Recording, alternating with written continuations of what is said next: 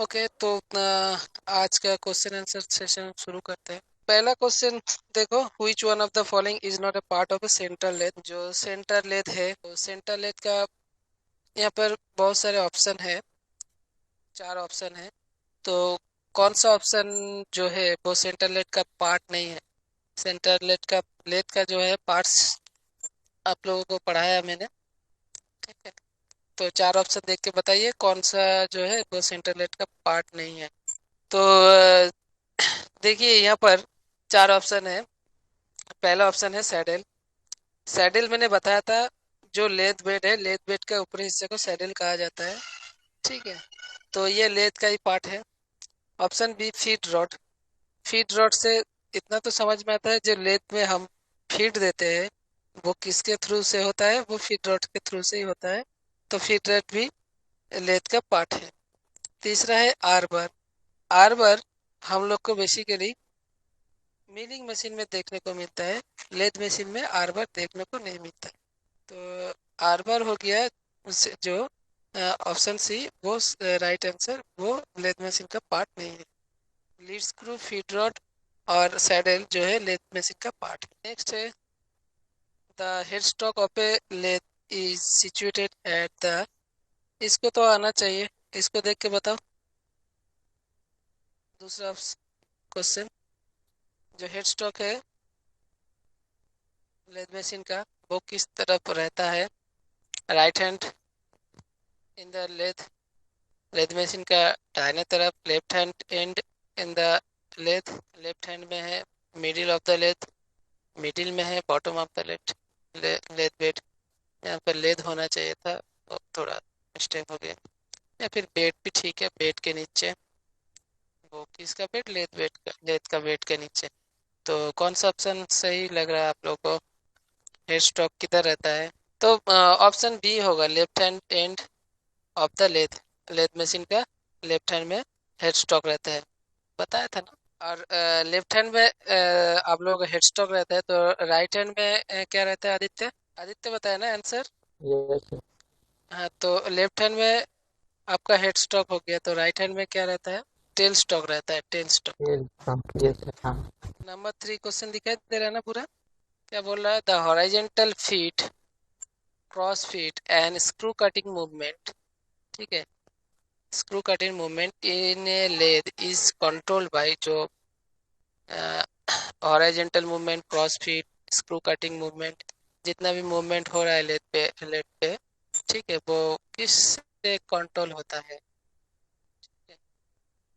पहला है head stock, दूसरा है टेल स्टॉक, तीसरा है क्रॉस फीट, चौथा है एप्रन।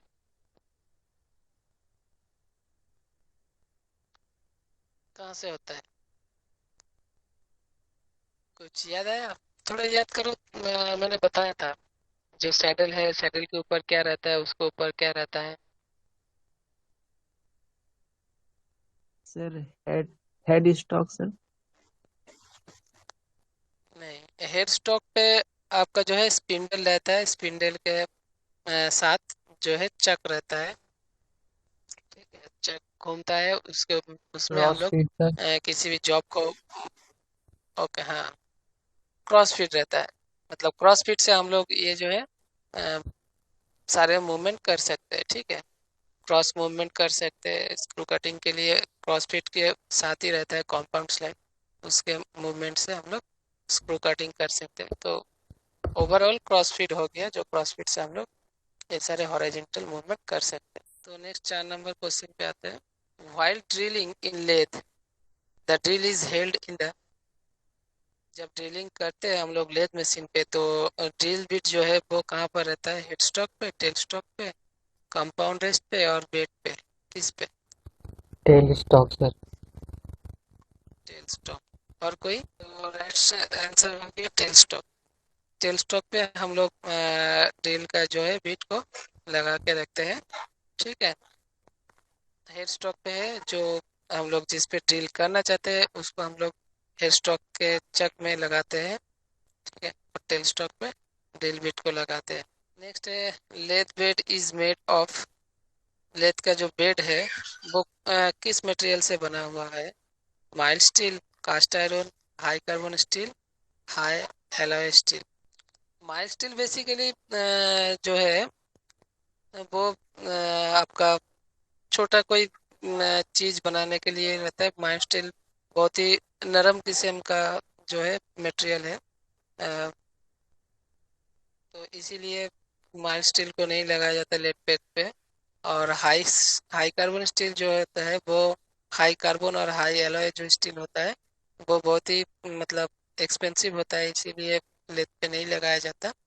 और जो कास्ट आयरन होता है, ठीक है, वो बहुत ही सस्ती होती है और इसका वाइब्रेशन सोखने की जो क्षमता होती है वो बहुत ज़्यादा होती है।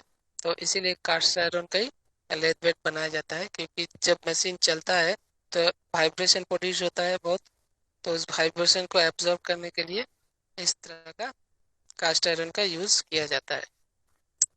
नेक्स्ट है the taper provided in the nose of the tell stock barrel. Tell stock का जो नोज है, मतलब जिसपे हम लोग टेपर को मतलब कोई भी चीज लगाते हैं उस पे, तो वो किस तरह का टेपर होता है? सुनाई दे रहा ना? Yes sir. किस तरह का टेपर रहता है टेल स्टॉक के नोज पे? बताया था इसके बारे में। टेपर मतलब टेल स्टॉक में हम लोग जब ड्रिलिंग करते हैं तो उसमें तो ड्रिल बीट को फंसाना पड़ता है, ठीक है। या फिर जो डेट सेंटर रहता है उसको भी हम लोग टेल स्टॉक में फंसाते हैं, कोई बड़ा जॉब अगर करना चाहते हैं तो उसमें एक तो टैपर रहता है जिससे कि फंस जाता है वो चीज। तो वो कौन सा टैपर है? यहाँ पर चार टैपर दिया गया है। एक तो है मोर्स टैपर, एक तो है ब्राउन एंड शार्प टैपर, मिट्टी टैपर, जानो टैपर। ये मोर्स टैपर का थोड़ा स्पेलिंग गलत है, MORSE होगा, ठीक है। तो मोर्स टैपर होगा, ठीक है, इसको याद कर लेना। मोर्स टैपर रहता है टेल स्टॉक। यहाँ पे चार फीचर्स दिया गया है, ठीक है। पूछ रहा है कि कौन सा टेल स्टॉक का फीचर नहीं है। टेल स्टॉक के बारे में तो पता ही है, टेल स्टॉक किस काम में यूज होता है। तो बताइए देख के कौन सा टेल स्टॉक का फीचर नहीं है? ए नंबर सर। फीचर नहीं है बोला गया। Which among the following is not the feature of tell stock?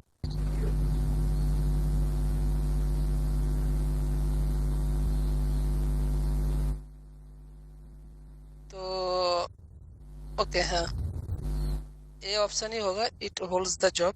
Tell stock job को होल्ड नहीं करता है। टेल स्टॉक जॉब को बेसिकली जॉब को होल्ड करने के लिए हम लोग क्या यूज करते हैं बताइए? हेड स्टॉक में जो चक लगा हुआ रहता है उसी का यूज करता है। तो टेल स्टॉक सिर्फ क्या करता है, ड्रिल डिमर्स को माउंटेड करने के लिए यूज होता है, डेड सेंटर को माउंटेड करने के लिए यूज होता है, और यस सर। टैपर बनाने के लिए यूज होता है। ऑटोमेटिक। तो समझ में आया है ना बाकी लोगों को? Yes sir. बाकी कोई आवाज तो नहीं दे रहा? बाकी है कि नहीं? सब कोई निकल गया कि है? नहीं सर, है सर। अच्छा, नेक्स्ट आते हैं 8 नंबर क्वेश्चन पे। Which one of the following materials is manufacturing centre drills? जो सेंटर ड्रिल है, सेंटर ड्रिल बोलो या फिर कोई भी ड्रिल बिट्स बनाने के लिए हम लोग कौन सा स्टील का यूज करते हैं? पहला है कास्ट स्टील, दूसरा है माइल्ड स्टील, तीसरा है हाई स्पीड स्टील, चौथा है कास्ट आयरन। तो कौन सा स्टील का यूज करते हैं हम लोग सेंटर ड्रिल बनाने के लिए?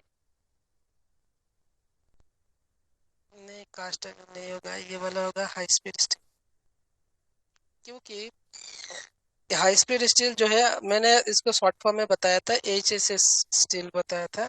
HSS टूल से मतलब मटेरियल से जो है आप लोगों का टूल जो है बना हुआ रहता है, क्योंकि टूल को क्या करना है, दूसरा मटेरियल को काटना पड़ता है ना। ये जो ड्रिल है ये क्या करता है, दूसरा मटेरियल को काटता है। तो उसके लिए बहुत हार्डेस्ट मटेरियल का ज़रूरत है ताकि वो टूटे ना, दूसरा मटेरियल कट जाए। तो एचएसएस जो स्टील होता है, मतलब टूल होता है, वो बहुत ज़्यादा हार्ड होता है। ठीक है, तो इसमें मतलब क्या होता है, जब एक तो मटेरियल से दूसरा मटेरियल का रबिंग होता है तो उसमें क्या होता है, हीट जनरेट होता है। और हीट जनरेट होने से मटेरियल मटेरियल जो रहता है वो ब्लंट हो सकता है। तो एचएसएस टूल इस तरह से बनाए हो, मतलब एचएसएस मटेरियल को इस तरह से बनाए हुआ रहता है कि वो बहुत ज़्यादा हीट को एब्जॉर्ब कर सकता है। मतलब बहुत ज़्यादा हीट में भी सही रहता है, उसका ब्लंट नहीं होता है, इसलिए आसानी से कटिंग भी हो जाता है और टूल भी ब्लंट नहीं होता। तो ड्रिल बिट के लिए एचएसएस स्टील का यूज़ होता है, हाई स्पीड स्टील का यूज़। नेक्स्ट आते हैं 9 नंबर पे, cross slide in a lathe. Lathe machine का जो क्रॉस स्लाइड है, मूव्स किस तरीके से मूव करता है, parallel to the axis of rotation. जो लेथ मशीन का रोटेशन है उसका पैरेलल मूव करता है at any angle of the axis of rotation. कोई भी एंगल पे मूव कर सकता है उसका रोटेशन का।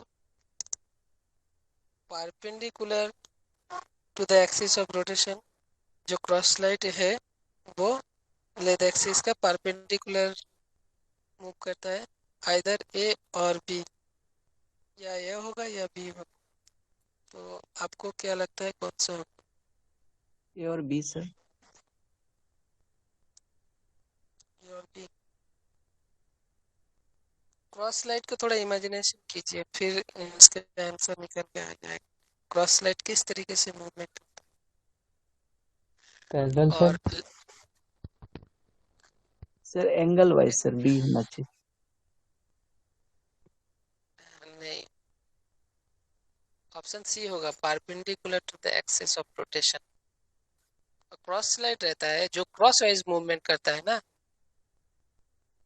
तो क्रॉस वाइज मूवमेंट करता है तो लेथ का जो एक्सिस होता है वो पैरेलल होता है और उसके क्रॉस वाइज मूवमेंट करता है क्रॉस स्लाइड। तो कैसा होगा उसका रोटे मतलब एक्सिस का परपेंडिकुलर होगा। तो ये मैं एक तो इमेज ड्रॉ करके दिखा रहा हूँ, जाके बढ़िया से समझ में आएगा। ठीक है,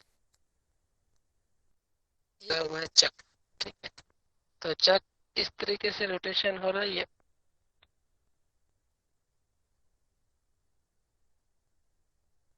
चक दो तरह मूवमेंट हो सकता है, इधर भी मूवमेंट हो सकता है, इधर भी मूवमेंट हो सकता है। ठीक है, अब ये जो स्पिंडल हो गया, इधर मान लो टेल स्टॉक है। ठीक है, टेल स्टॉक। तो एक्सिस उसका ऐसा। अब मेरा जो क्रॉस स्लाइड है वो इधर रहता है सैडल के ऊपर। ठीक है, उसका मूवमेंट कैसा हो गया, ऐसा मूवमेंट होता है। देखिए समझ में आ रहा, ऐसा क्रॉस मूवमेंट हो गया। तो एक्सिस के साथ कैसा रहेगा, परपेंडिकुलर रहेगा ना। Perpendicular, yes sir. हाँ, पैरेलल तो ऐसा होता है। तो मेरा तो जो क्रॉस स्लाइड है वो इस तरीके से क्रॉस वाइज मूवमेंट करता है, तो ये जो एक्सिस है एक्सिस के साथ परपेंडिकुलर रहेगा। तो आंसर होगा option C, perpendicular to the axis of rotation. अब कैरेज का बोलिए, carriage in the lathe moves कैसा होगा, एक ही तरह का ऑप्शन है, तो कैसा होगा कैरेज कौन सा है, थोड़ा इमेजिनेशन कीजिए तब समझ में आ जाएगा। कैरेज जो है लेथ बेड के ऊपर जितना भी रहता है ना, तो सारा मिला के कैरेज होता है। Cross slide, compound slide, apron, सारे मिला के कैरेज होता है। तो कैरेज का जो है मूवमेंट कैसा है, कैरेज का जो मूवमेंट रहता है वो बेसिकली पैरेलल रहता है। ठीक है, एक्सिस के साथ। तो ऑप्शन ए हो जाएगा, parallel to the axis of rotation. Number 11 के बारे में बताइए। Helix angle is found on, helix angle पढ़ाया था मैंने, ड्रिल का जो बीट होता है उसमें पढ़ाया था। जो ड्रिल बीट होता है उसका जो फ्लूट होता है, ठीक है, तब पढ़ाया था वहाँ पर हेलिक्स एंगल। तो हेलिक्स एंगल कहाँ पर पाया जाता है, तो ये मैं बताते रहा हूँ, ये बेसिकली थ्रेडेड वर्कपीस में पाया जाता है हेलिक्स। जो थ्रेड होता है वो जिस तरह से घूम घूम के फॉरवर्ड, मतलब फॉरवर्ड या बैकवर्ड डायरेक्शन में जाता है, उसका जो एंगल होता है उसी को हम लोग हेलिक्स एंगल कहते हैं।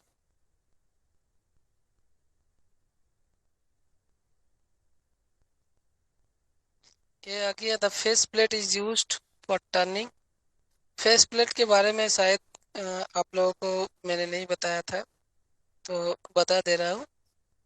फेस प्लेट जो होता है वो कहाँ पर लगता है, बेसिकली जो चक है, चक के जगह पर लगता है। चक को रिप्लेस करके हम लोग फेस प्लेट लगाते हैं, क्योंकि मान लीजिए कोई जॉब ऐसा है, ठीक है, जिस पे जो चक पे नहीं अटक पा रहा है या फिर चक पे सेट नहीं हो पा रहा है, तो इस तरह का जॉब जो है उसको हम लोग फेस प्लेट पे लगाते हैं।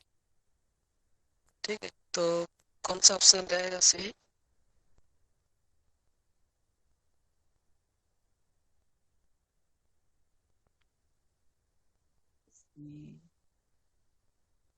ऑप्शन फ्लैट जॉब्स तो हम लोग लगा सकते हैं, रेगुलर जॉब भी लगा सकते हैं। जो इरेगुलर जॉब्स होता है, जो हम लोग जो है आपका जो चक है उस पे नहीं लगता इरेगुलर जॉब्स। जॉब्स मतलब कोई शेप नहीं जिसका, ठीक है, शेप इधर उधर, मतलब कोई स्क्वायर जॉब भी नहीं, कोई रेक्टेंगुलर जॉब भी नहीं, ऐसा उबड़ा खबड़ा कोई मेटल पीस है जिसको हम लोग सही से शेप देना चाहते हैं लेथ मशीन पे, तो वो हो गया इरेगुलर जॉब, उसको हम लोग फेस प्लेट पे लगा के टर्निंग कर सकते हैं। ठीक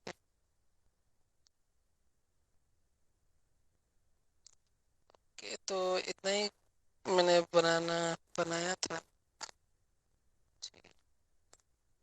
ये बताइए, देखिए इधर बाएं साइड में 3 ऑप्शन है, saddle, cross side, compound rest.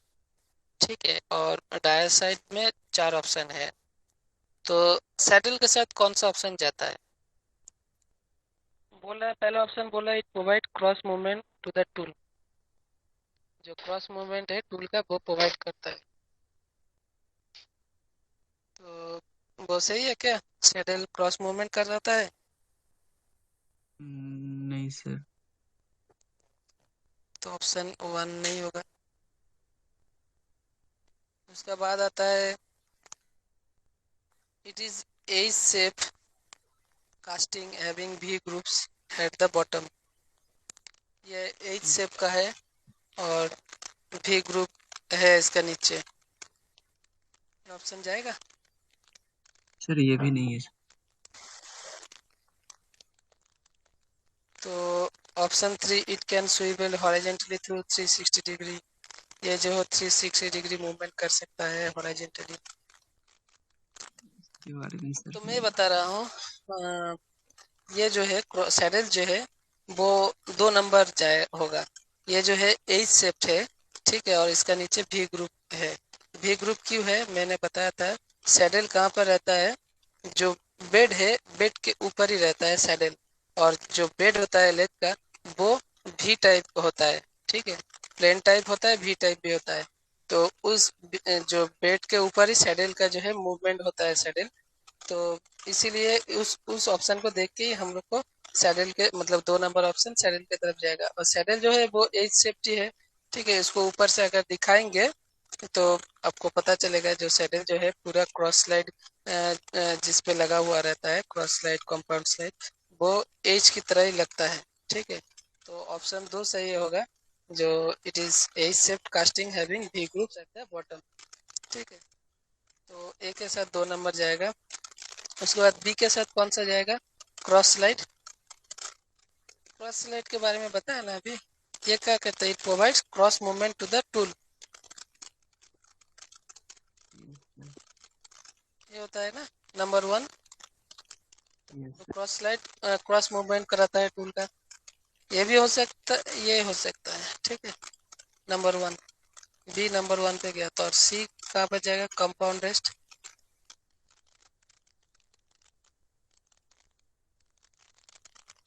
Compound rest जो है वो नंबर 4 पे जाएगा। It contains mechanism for moving and controlling the carriage. Carriage का जो है मूविंग करता है और कंट्रोल भी करता है कैरेज को।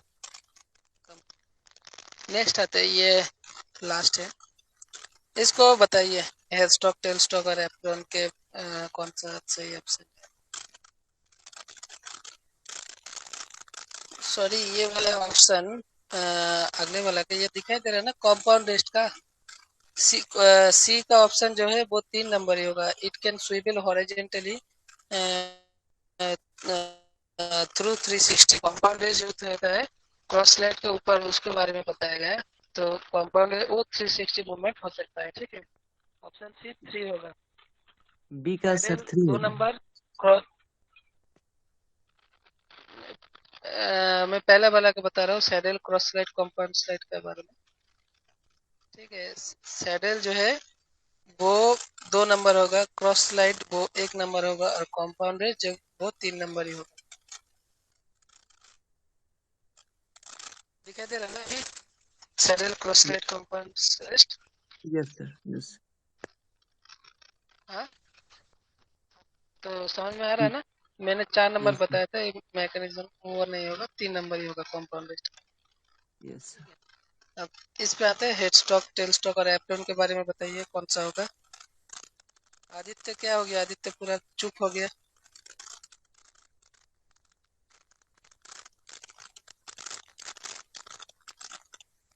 है कि चला गया।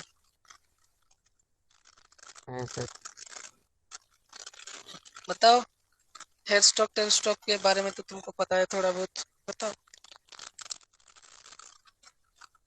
हेड स्टॉक कौन सा ऑप्शन हेड स्टॉक के साथ सही जाएगा।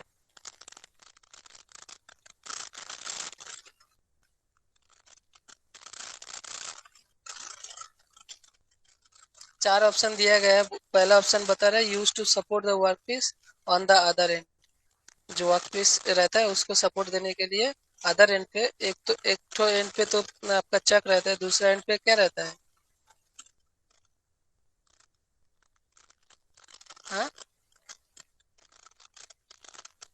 Tell stock. हाँ, तो 1 नंबर ऑप्शन किसके साथ जाएगा। Tell stock. कैसे हेड स्टॉक पे जाएगा, अदर एंड पे तो टेल स्टॉक रहता है। तो यहाँ पे अदर एंड का बात का कहा गया है कि use to support the work piece on the other end. Other end पे वर्क पीस को सपोर्ट देने के लिए यूज होता है। किसका यूज ये होता है, तो टेल स्टॉक का यूज होता है। टेल स्टॉक का होता है सर। हाँ, हाँ, तो 1 नंबर के साथ टेल स्टॉक जाएगा। समझ में आया ना। Yes sir. ओके, तो अब हेड स्टॉक के साथ कौन सा जाएगा। दूसरा ऑप्शन में क्या पता, 1 नंबर तो चला गया। दूसरा ऑप्शन में it contains mechanism for moving controlling carriage. Carriage का मूविंग और कंट्रोल जो है वो करता है हेड स्टॉक। वो करता है क्या,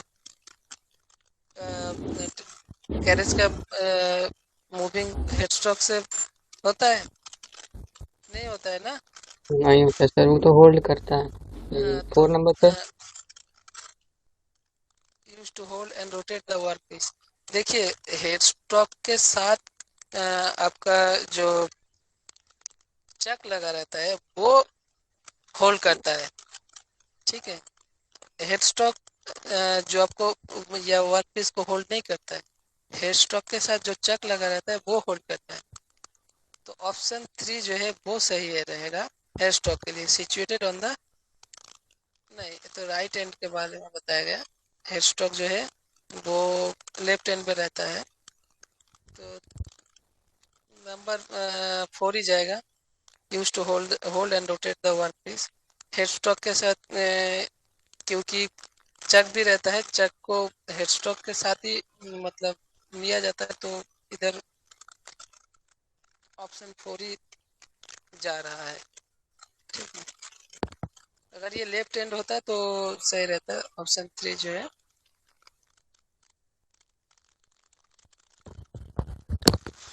तो सी के साथ कौन सा जाएगा? एप्रोन कहाँ पर रहता है? राइट साइड में ए, सर। नहीं, एप्रोन जो होता है वो कैरेज के फ्रंट पे रहता है। ठीक है, तो तीन ऑप्शन 3 नहीं जाएगा, तो ऑप्शन 2 सही रहेगा। It contains mechanism for moving and controlling the carriage. जो एप्रोन होता है, एप्रोन के सामने जितना भी व्हील रहता है, जैसे कि वो फीड व्हील रहता है, वो रहता है। ठीक है, तो आशा करता हूँ समझ में आया जितना भी क्वेश्चन। ठीक है, तब आज का क्लास